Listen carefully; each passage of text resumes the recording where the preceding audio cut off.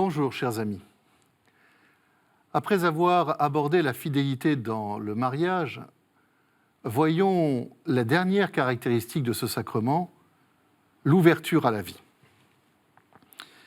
Il ne sera pas possible de tout parcourir dans ce sujet aussi vaste que délicat, qui est en plus le lieu de nombreuses blessures chez beaucoup d'époux et de parents. Nous n'en verrons que les grands principes. Par leur union, les époux ont normalement comme objectif de fonder une famille, d'avoir des enfants et de transmettre le don de la vie. L'amour conjugal tend naturellement à être fécond. Et c'est une des grandes joies des parents que de mettre au monde des enfants. L'enfant ne vient pas de l'extérieur s'ajouter à l'amour mutuel des époux. Il surgit au cœur même de leur don mutuel.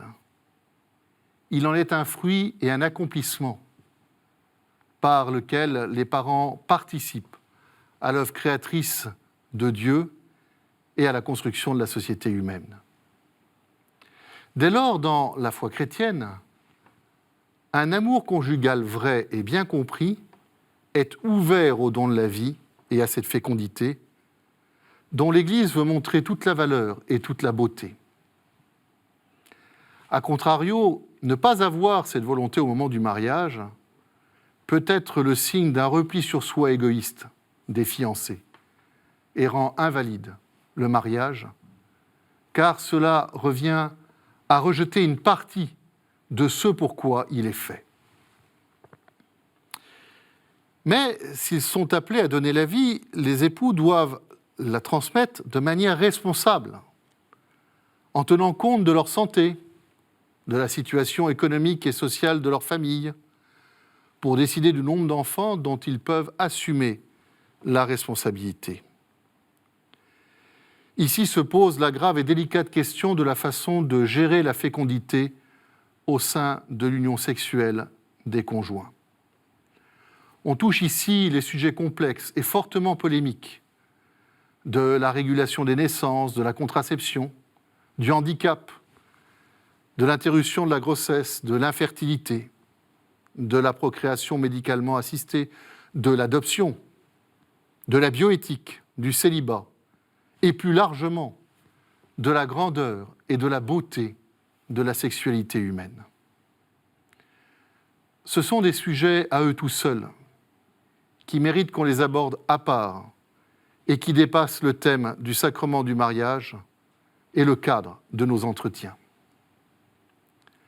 Par contre, il est bon de rappeler que l'appel à la fécondité dans le mariage sacramentel inclut tout l'engagement et toute la responsabilité des parents à l'éducation de leurs enfants, y compris l'éducation à la foi chrétienne.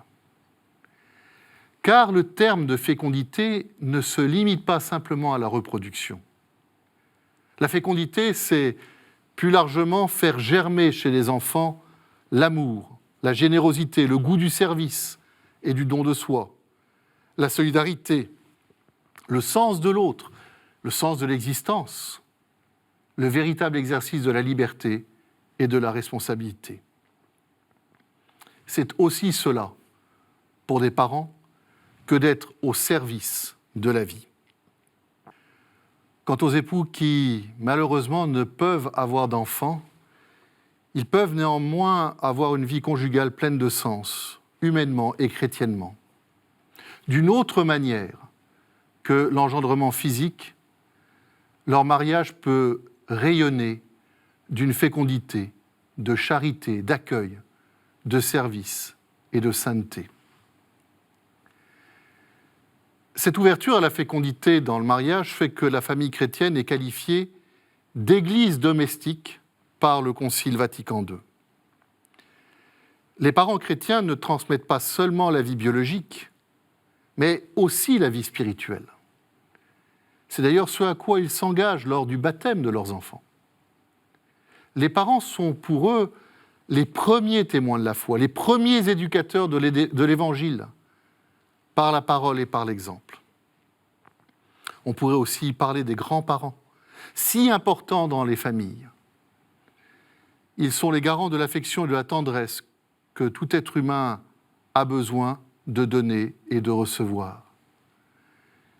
Ils donnent aux plus jeunes le sens du temps. Ils sont la mémoire et la richesse des familles. Les foyers sont ainsi la première école de vie chrétienne et une école d'enrichissement humain. C'est là que l'on apprend l'amour fraternel, le pardon, la prière et l'offrande de sa vie. L'Église ne cesse de répéter que dans un monde aujourd'hui souvent étranger, même hostile à la foi, les familles croyantes sont de première importance comme foyer de foi vivante et rayonnante. Devant tout ce qui vient d'être dit sur les exigences du mariage, une crainte pourrait habiter ceux qui veulent se marier. N'est-ce pas trop demandé ?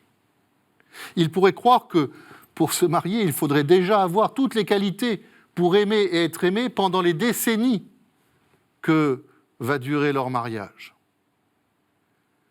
Toutes les dispositions et toutes les forces nécessaires pour grandir en liberté, pour construire l'indissolubilité et la fidélité de leur amour, pour être pleinement ouverts à la vie. Et ils sentent bien qu'ils ne l'ont pas forcément. Mais en fait, ce n'est pas ça qui leur est demandé au moment de se marier. Ce qui leur est demandé, c'est la volonté d'aimer chaque jour, de choisir d'aimer quotidiennement, de mettre aujourd'hui en place ce qui est nécessaire pour aimer demain. C'est de comprendre qu'on ne se marie pas parce qu'on s'aime, mais parce qu'on veut faire grandir et perdurer l'amour, et de prendre les moyens pour cela. On se marie pour toujours mieux apprendre à aimer. Car si le sentiment amoureux est le point de départ essentiel, une dynamique vitale pour le mariage, il est insuffisant pour faire durer la vie conjugale. Il ne s'agit pas seulement d'être amoureux, mais d'aimer. Entre les deux, il y a un acte de volonté. Choisir de tout faire pour se donner à la personne aimée et de l'accueillir dans sa vie. Et dans la célébration du mariage, le rituel ne pose pas la question de savoir si les gens s'aiment, mais s'ils veulent faire alliance, se donner et se recevoir mutuellement. L'amour appelle un engagement de plus en plus effectif, de plus en plus total, de plus en plus inconditionnel. Et cela demande du temps. C'est pour cela que le mariage pourrait être vu comme une école pour mieux apprendre à aimer. Nous y reviendrons la prochaine fois pour mieux comprendre que la vision de l'Église sur le mariage est un immense oui. À très bientôt.